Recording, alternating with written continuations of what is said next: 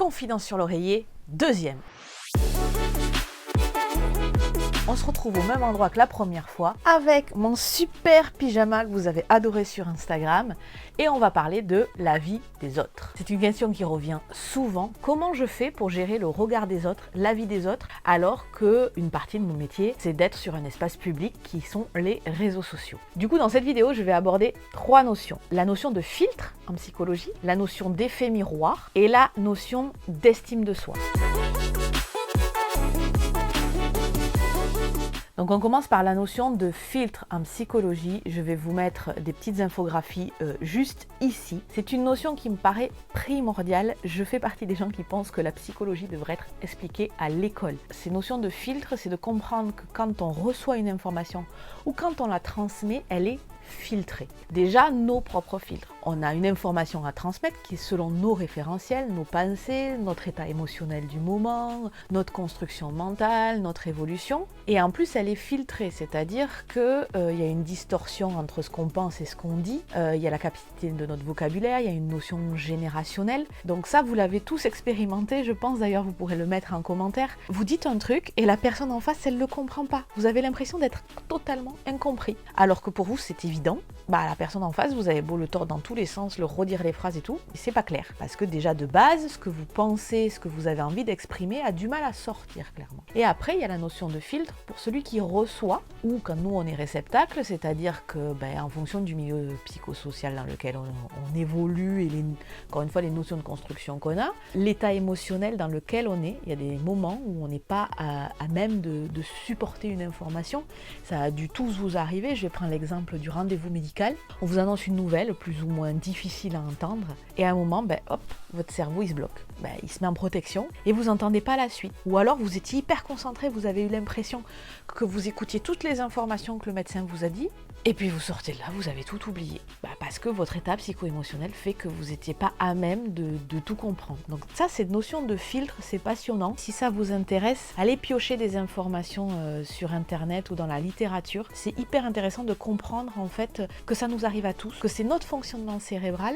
Il y a des outils comme la communication non violente qui nous permettent d'exprimer les choses, ou l'éducation bienveillante au niveau des enfants et tout ça. Et ça permet aussi de comprendre que quand on reçoit une information, on est tout à fait à même de dire, écoute, là, je peux pas en fait. Je suis occupée, je suis stressée, je suis pas en état émotionnel d'écouter cette conversation, on la reporte. Après, en deuxième, ce que j'aimerais aborder, c'est l'effet miroir. L'effet miroir, en fait, c'est que souvent, quand vous vous exprimez, alors ça découle des filtres évidemment, mais en fait quand vous ressentez quelque chose ou quand vous l'exprimez, c'est avant tout avec vos yeux à vous et vos référentiels à vous. On le retrouve beaucoup par rapport au corps. Moi, ce que je maîtrise le mieux, c'est quand même le body positive.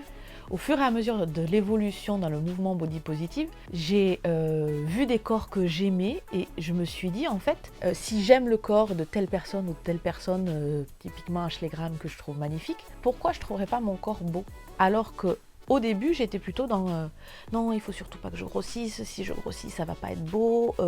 Et donc du coup, je pouvais aussi dire à des gens des choses blessantes parce que c'était mes propres filtres. Ça, c'est valable pour tout en fait. Vos propres filtres, vos propres limites, vous les répercutez sur les autres. Mais ça marche aussi dans l'autre sens. C'est-à-dire que quand je reçois une information, quand je reçois un commentaire négatif, autre qu'un hater, qui dégueule leur colère, voilà, c'est un mode d'expression, on les bloque, on passe à autre chose, c'est même pas la peine de se concentrer sur ce qu'ils ont à dire, c'est leur propre colère. Mais quand il y a un commentaire qui est censé, mais qui peut faire du mal, faut se dire, d'abord la personne parle pour elle-même. C'est comme ça qu'elle ressent les choses, j'ai le droit de ne pas ressentir les choses de la même manière, j'ai le droit de ne pas comprendre les choses de la même manière. Et si ça vient me toucher ou si ça vient me blesser, c'est à ce moment-là qu'il faut que je comprenne que ça fait écho à quelque chose qui me blesse et il faut que je travaille sur ça ou alors que je mette mes limites en disant voilà, je n'accepte pas ce terme de commentaire. Une fois qu'on a compris ça, la vie des autres n'est que la vie des autres, c'est le titre de cette vidéo, c'est beaucoup plus simple d'évoluer dans les méandres des réseaux sociaux. Et la troisième information, c'est l'estime de soi. Pour arriver à supporter ces commentaires parfois désagréables, pouvoir y répondre avec de l'humour, avec dérision ou tout simplement choisir de les bloquer et de les ignorer, il faut avoir une estime de soi qui est correcte. En fait, il y a plusieurs notions à l'estime de soi. Il y a la vision de soi, il y a la confiance en soi, etc.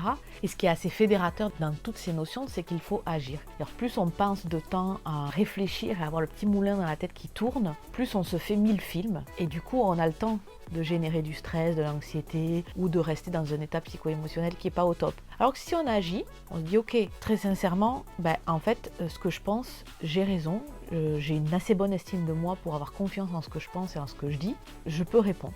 En découle aussi le syndrome de l'imposteur, ça c'est des notions qu'on peut intégrer là-dedans, d'être sûr d'être à sa place et qu'on est légitime à ce qu'on fait. On a beau le faire depuis quelques années, il y a toujours des moments de doute, ça fait partie aussi du process, il faut l'accepter.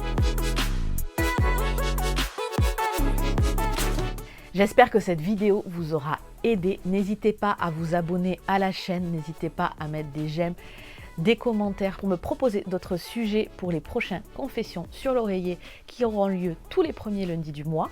Et j'espère que vous retiendrez cette notion de filtre, de miroir et que vous pourrez le mettre en pratique dans votre quotidien pour vous aider.